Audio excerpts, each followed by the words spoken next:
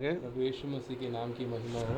இந்த நேரத்திலும் சில வசனங்களை குறித்து தியானிக்கலாம் என்று ஆசைப்படுகிறேன். इस समय में मैं प्रभु के वचन आपके साथ बटोरने वाला हूँ। என்னாகமத்தின் புத்தகம் 21வது அதிகாரம் 8வது வசனத்தை வாசிக்கும்போது गिनतियों के पुस्तक 20वां अध्याय 8வது வசனம் 8वां वचन पर कहता है, அப்போது கர்த்தர் மோசேயை நோக்கி, तब यहोवा ने मूसा को देख के, நீ ஒரு கொள்ளிவாய் சர்ப்பத்தின் உருவத்தை செய்து तू एक सर्प का रूप को बनाकर அது ஒரு கம்பின் மேல் தூக்கி வை, उसे एक लोहे के ऊपर रख, கடிக்கப்பட்டவன் எவனோ அதை நோக்கி பார்த்தவன் பிழைப்பான். उसको जो भी देखेगा वह बचाया जाएगा। இங்கு ஆண்டவர் ஒரு காரியத்தை சொல்லுகிறார். यहाँ प्रभु एक चीज के बारे में हमें बताते हैं। இஸ்ரவேலிலே अनेक ஜனங்கள் மரித்துக் கொண்டிருந்தார்கள். इसराइल में बहुत सारे लोग मरने वाले थे। அவருடைய வாழ்க்கையிலே ஒரு விமோச்சனம் வேண்டுமானால் उनके जिंदगी में एक छुटकारा चाहिए था उन्हें। கர்த்தர் மோசேயை நோக்கி சொன்னார்கள், तब यहोवा ने मूसा को देख के कहा, ஆண்டவரே நாங்கள் பாவம் செய்தோம், प्रभु हमने पाप किया है, நாங்கள் சர்ப்பங்கள் எங்களை விட்டு நீங்கும்படி செய்யும், हमारे सर्प को हमारे और से दूर करो। கர்த்தரை நோக்கி விண்ணப்பம் பண்ண வேண்டும் என்றார்கள். प्रभु से उन्होंने विनती करने की मांग। மோசே ஜனங்களுக்காக விண்ணப்பம் பண்ணினார். मोसे ने लोगों के लिए मन्नत मानी। அப்படியே மோசே फिर मोसे ने வெண்கல சர்ப்பத்தை உண்டாக்கி फिर मूसा ने उस सर्प को बनाया, ஒரு கம்பத்தின் மேல் தூக்கி வைத்தான். उसने लोहे के ऊपर उसे रखा। அந்த வெண்கல சர்ப்பத்தை நோக்கி பார்த்தவன் उस सर्प को जिसने भी देखा அவன் பிழைத்தான். वो बच गया। இந்த எனக்கு அருமையானவர்களே, मेरे प्रिय लोगों, நம்முடைய வாழ்க்கையிலே காணப்படுகிற சாபம் हमारी जिंदगी में जो भी शाप दिखता எப்படி है மாறுகிறது ये कैसे बदलता है, என்பதை குறித்து நாம் தியானிக்க போகிறோம். इसके बारे में आज हम लोग ध्यान करने சாபம் वाले ஒன்று हैं। இருக்கிறதா? हमारी जिंदगी में शाप है क्या? உலகமே சாபத்தில் இருக்குது என்று வேதம் சொல்லுகிறது. ये दुनिया शाप में ही है करके सत्य वचन कहता है। நீதிமொழிகள் புத்தகம் 26வது அதிகாரம் 2வது வசனம் சொல்லுகிறது, नीति वचन के पुस्तक में 24वां अध्याय 2वां वाक्य में कहता காரணம் है, இல்லாமல் சிட்ட சாபம் தங்காது. जो शाप व्यर्थ होता है वो कभी भी हमारे ऊपर नहीं रुके। சாபம் தங்கும்னு அர்த்தம்.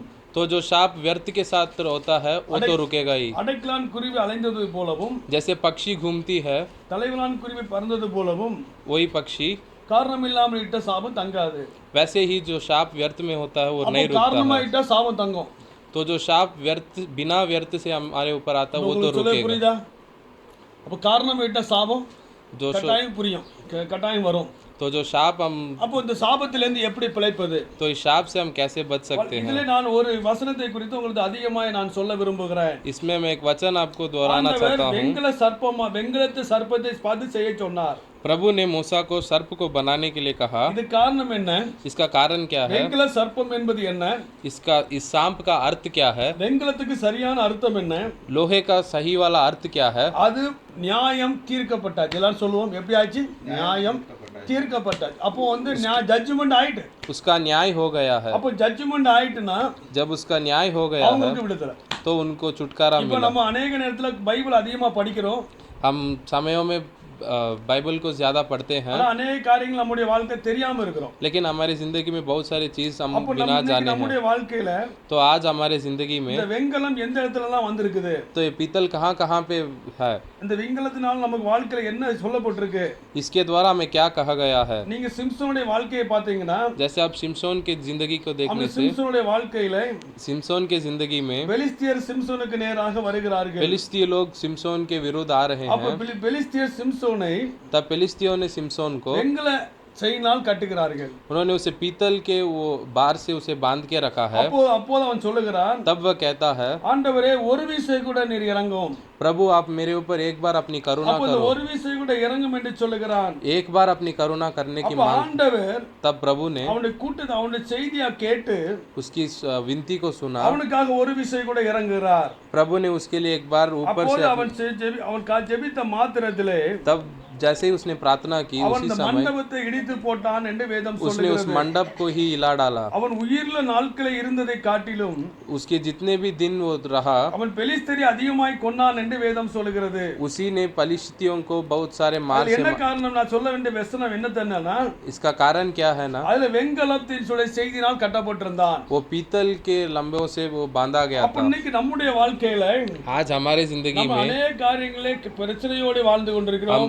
हम अनेक सारे परेशानियों से जी रहे हैं। இப்படியா நம்முடைய வாழ்க்கை வந்து வாழ்ந்து கொண்டிருக்கிறது. इसी के द्वारा हमारा जिंदगी चल ஆனால் रहा है। கர்த்தர் இந்த காலைவேளை நம்மை பார்த்து பலகி பேசுகிறார். लेकिन प्रभु इस सुबह के समय में हमसे சாபம் बात நம்மை करता விட்டு है, எப்படி மாறுகிறது शाप हमसे कैसे என்று बदलाएगा। சொல்லுகிறார். प्रभु हमसे कहता நான் है, மூன்று காரியங்களை உங்களிடத்திலே சொல்லி இருக்கிறேன். आज हमने आपसे 3 बातों का विवरण दिया है। முதலாவது வெண்கலத்தினாலே சர்ப்பம் செய்யப்பட்டது.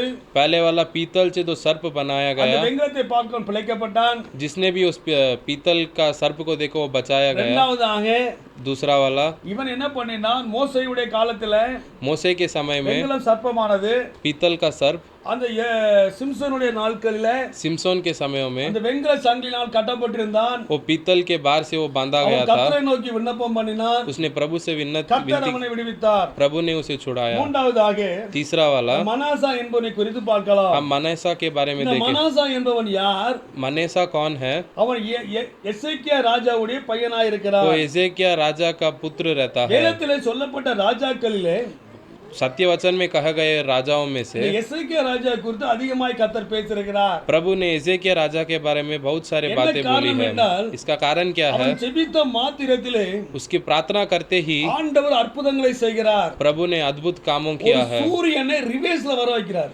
प्रभु ने उसके प्रार्थना को मान के सूर्य को ही उल्टा दिशा में घुमा அவனுக்கு दिया है। மரண நேரம் வருகிறது. उसके मरने का समय आ रहा தேவனை है। நோக்கி ஜெபிக்கிறான். वो प्रभु से विनती कर रहा है। கர்த்தாவே என்னை நினைத்தருளும் என்று சொல்லுகிறான். उसने प्रभु से बोला कि प्रभु मुझे ध्यान அப்போது करो। ஆண்டவர் 15 வருஷம் உனக்கு எக்ஸ்ட்ரா தருவேன் என்று சொல்லுகிறார். तो प्रभु ने उसे 15 वर्ष का आयु और बढ़ा कर दिया। அப்போது அவன் சொல்லுகிறான், तब वह कहता है, ஆண்டவரே प्रभु 15 வருஷம் எனக்கு எக்ஸ்ட்ரா கொடுத்தானால் आपने मुझे 15 वर्ष और ज्यादा दिया, எனக்கு என்ன அடையாளம்? मुझे इसका क्या आधार है? சூரிய பகை முன்னிட்டு போவதா பின்னிட்டு போவதா என்று கேட்கிறான். उसने प्रभु से माना कि सूर्य को सामने नहीं तो पीछे का मुझे छुटकारा दो करके। அவன் சூரிய பகை பின்னிட்டு போகும்படியாக ஜெபிக்கிறான். उसने सूर्य को पीछे की ओर जाने के वो அதே प्रार्थना போல करता है। சூரியன் சாயங்காலம் 4 மணில இருந்து காலைல 10 மணி ஆயிட்டு. तो वैसे ही जैसे उसने प्रार्थना की, सुबह के शाम के 4 से सुबह का 10 हो गया बजे। முதல்ல பாருங்க, இவ்வளவு பெரிய ஆச்சரியமான தேவன், तो इतने आश्चर्य कर्म वाला அவனுக்கு प्रभु, மகனாய் பிறந்தவன் இந்த மனாசா. तो उसका जो पुत्र था वो ये இந்த मनासा மனாசா है। என்ன செய்கிறான்? इस मनासा ने क्या किया? வான தேவதைகளை கும்பிடுகிறான். इसने आकाश के देवताओं को इसने पूजा किया। அவன் தீ மிதிக்கிறான். उसने अग्नि को स्तंभा है। வெளிசுனியங்களை அனுசரிக்கிறான். वो ब्लैक मैजिक को मानता है। वो குறி சொல்லுகிறான். वो दूसरों के विरुद्ध कहता இப்படி है। अनेक காரியங்களை செய்கிறான். उसने वैसे बहुत सारे अन्य काम किए हैं। ஒவ்வொரு விசுவாசியுடைய வாழ்க்கையிலும் तो सारे विश्वासियों की जिंदगी கர்த்தர் में நம்மோடு கூட பேசுகிறார். प्रभु हमसे बात करता 2 है। நாளாகமத்தின் புத்தகம் दूसरा इतिहास का पुस्तक 33வது அதிகாரம் 33:10. கர்த்தர் மனாசாவோடும் அவன் ஜனங்களோடு பேசினபோது அவர்கள் கவனியாதே போனார்கள். और यहोवा ने मनाशे और उसके प्रजा से बात की, परंतु उन्होंने कुछ ध्यान नहीं दिया।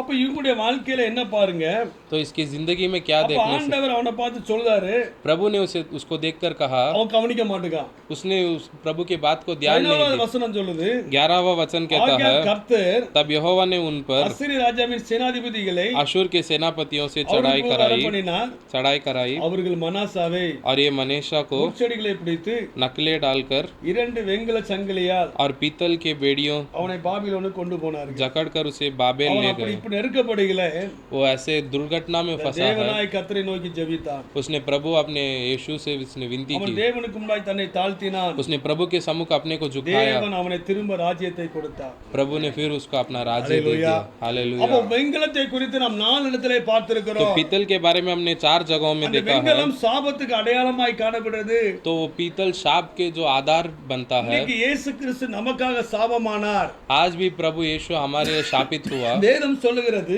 सत्य वचन कहता है, மரத்திலே தூக்கப்பட்ட எவனும் சபிக்கப்பட்டவன். जो भी सूली पर चढ़ाया गया है என்று वो शापित எழுதியிருக்கிறபடி है। वैसे लिखा गया है, நியாயப்பிரமாணத்தின்படி न्याय आदेश के अनुसार எல்லாம் சாபத்தினால் உண்டாகும். सब कुछ शाप के द्वारा ही प्राप्त होता है। நியாயப்பிரமாணத்தினாலே सब न्याय स्थापित के जैसे சாபம் வந்து மாறும் என்று வேதம் சொல்லுகிறது. शाप हमसे बदलता है। கலாத்தியரின் புத்தகம் गलातियों की पुस्तक 3வது அதிகாரம் 3वां अध्याय 14வது வசனம் சொல்லுகிறது. 14वां वचन कहता है, 13வது வசனம் வாசிக்கிறேன். மரத்தில் தூக்கப்பட்ட எவனும் சபிக்கப்பட்டவன் என்று எழுதியிருக்கிறபடி மரத்தில் தூக்கப்பட்ட எவனும் சபிக்கப்பட்டவன் நிலையில் जो भी सूली पर चढ़ाया गया है वह शापित है। கிறிஸ்து நமக்காக சாபமாகி प्रभु ने हमारे लिए शापित होकर நியாயப்பிரமாணத்தின் சாபத்தை நம்மளை நீங்களாக்கி மீட்டார். उसने न्याय शास्त्र को हमारे लिए मिटा दिया। ஆபிரகாமுக்கு உண்டான ஆசீர்வாதம் अब्राहम का आशीर्वाद கிறிஸ்து இயேசுவினாலே प्रभु यीशु मसीह के द्वारा மறுபடி आने के प्राप्त होने ஆவியை குறித்து சொல்லப்பட்ட வாக்குத்தத்தத்தை उसके लिए जो लिखा गया व्यवस्था நாம் விசுவாசத்தினாலே பெரும்படி இப்படி ஆயிற்று. हमें विश्वास के द्वारा प्राप्त होने के लिए हुआ। இன்னைக்கு நம்முடைய வாழ்க்கையில आज हमारे जिंदगी அந்த में இயேசு கிறிஸ்துடைய விசுவாசமான வார்த்தையை उस प्रभु यीशु मसीह का वचन நம்ம வாழ்க்கையில உண்மையாய் விசுவாசிக்கும் போது हमारे जीवन में हम जब सच्चे நம்முடைய मन से வாழ்க்கையில विश्वास விடுதலை करते हैं உண்டாகுது.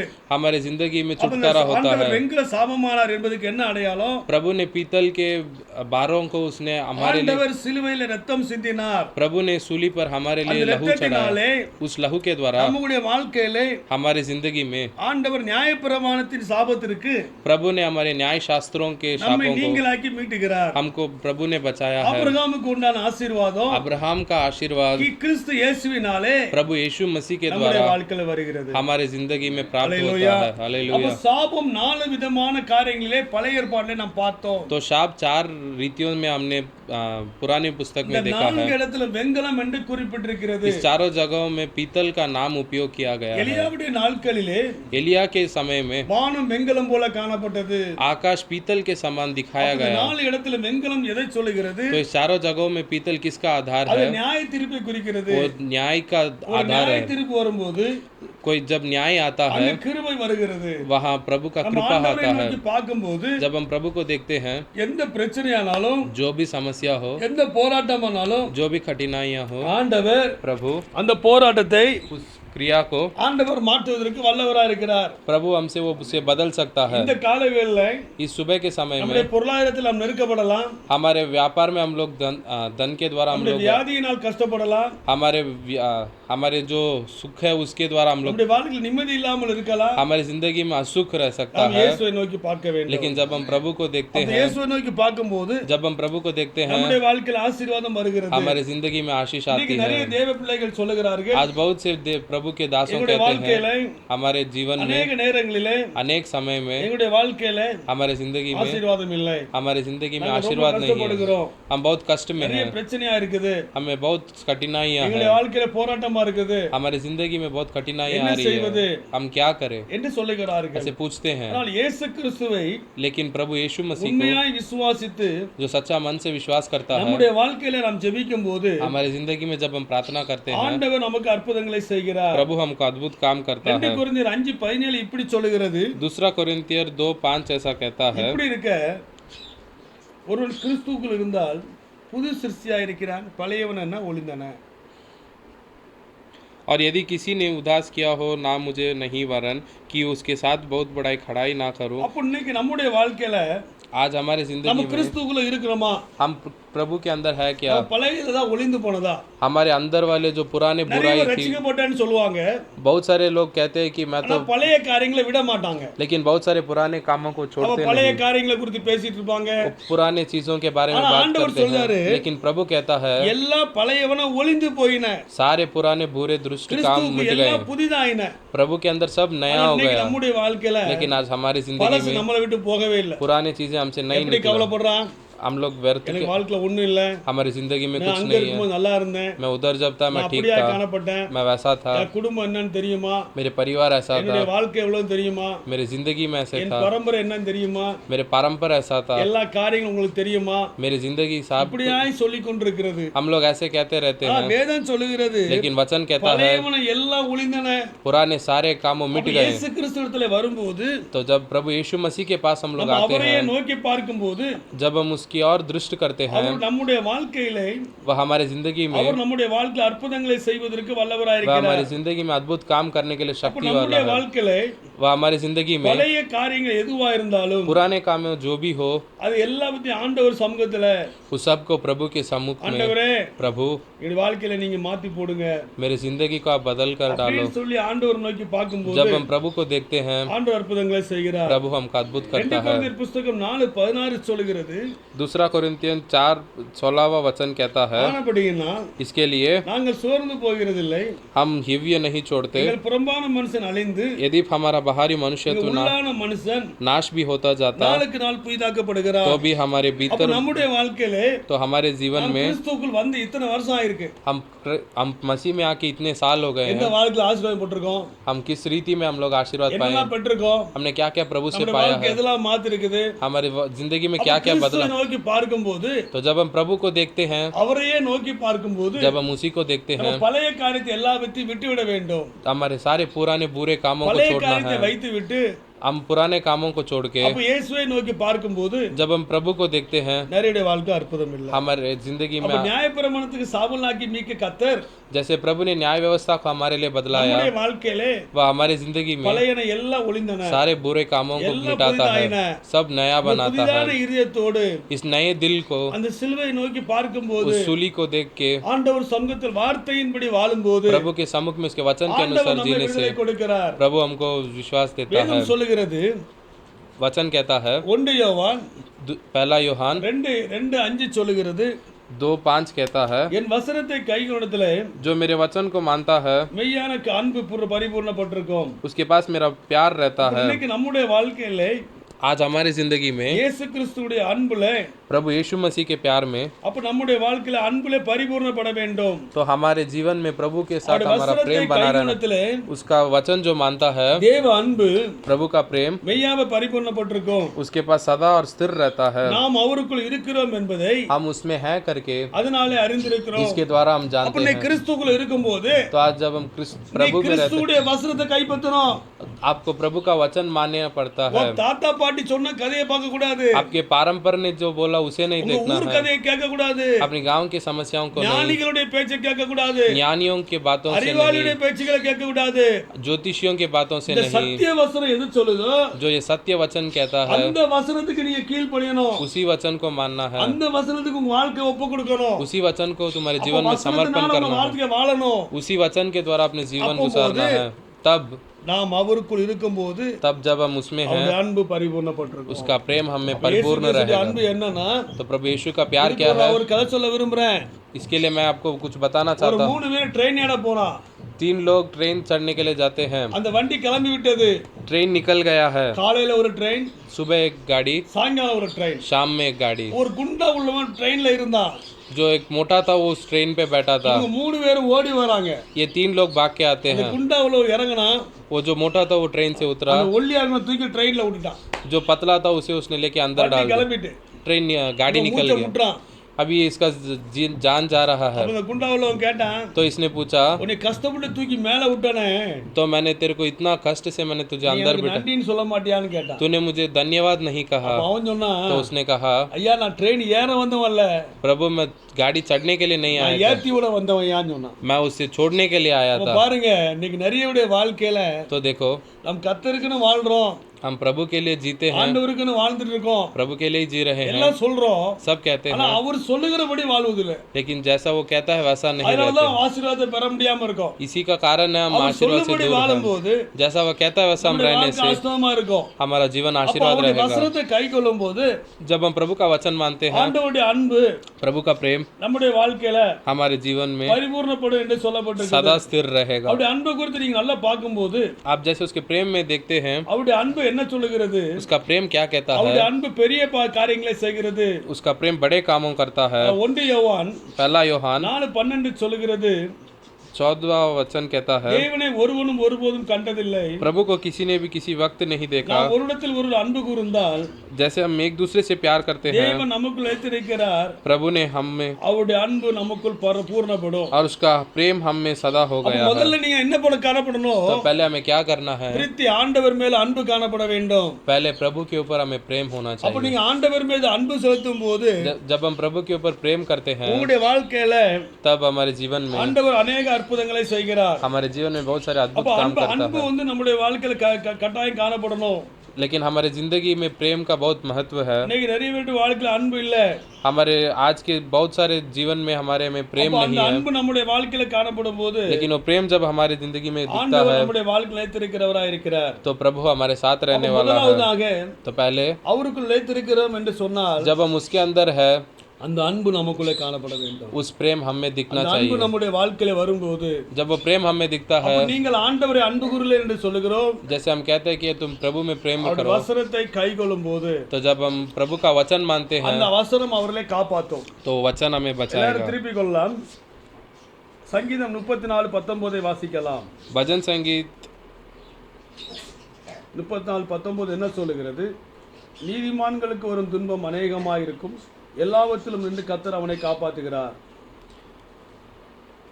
धर्मी पर बहुत सी विपत्तियां पड़ती है, परंतु यहोवा उसको उन सब से मुक्त அப்ப करता है। நீதிமான்களுக்கு துன்பம் வருதுன்னு போட்டிருக்கு. जैसे धर्मी पर बहुत सी विपत्तियां ஆனா पड़ती है, எல்லாவற்றிலிருந்து அவனை காப்பாற்றுவார்னு போட்டிருக்கு. लेकिन परमेश्वर उसको सबसे बचाता करके சங்கீதம் डाला। 55:22 சொல்லுது, भजन संगीता கர்த்தர் மேல் உன் பாரத்தை வைத்து விடு,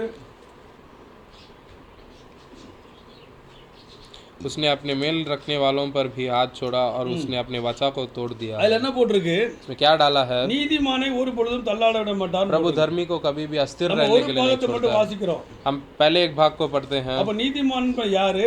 तो நீதிமானுடைய வாழ்க்கையில வரும்போது तो धर्मी कौन है? ஆண்டவர் நம்மை கைவிட மாட்டார். प्रभु धर्मी के जीवन में அதுதான் कभी, சத்தியம் என்று சொல்லப்பட்டிருக்கிறது. यही सत्य वचन कहा गया இன்னைக்கு है। காலை வேளையில तो आज के समय में நம்முடைய ஆண்டவர் 4 காரியங்களை குறித்து तो பேசுகிறார். प्रभु ने हमसे 4 बातों का विवरण दिया சாபத்திலிருந்து है। வெளியே வர வேண்டுமானால் इस साप से बाहर निकलने के लिए அவரையே நோக்கி பார்க்க வேண்டும். उसी को हमें देखना है, அவரிடத்தில் அன்பு கூறுவது போல उसी से प्रेम करना है, இடத்தில் அன்பு கூற வேண்டும். सबसे प्यार करना है, அந்த சத்தியத்திலே நாம் வாழ வேண்டும். उसी सत्य में हमें அந்த चलना है, வார்த்தையில நாம் வாழ வேண்டும். उसी वचन में हमें रहना அந்த है। வார்த்தையிலே வாழும்போது जब हम उस वचन में रहते हैं நாம் விடுதலையாக்கப்படுகிறோம். हम छुटकारा இந்த पाते காலை हैं। வேளையில इस सुबह के समय में நம்முடைய வாழ்க்கையில हमारे जिंदगी में கர்த்தர் கட்டாயம் हम प्रभु हमें அற்புதங்களை செய்வார். छुटकारा देगा। ஆமென்.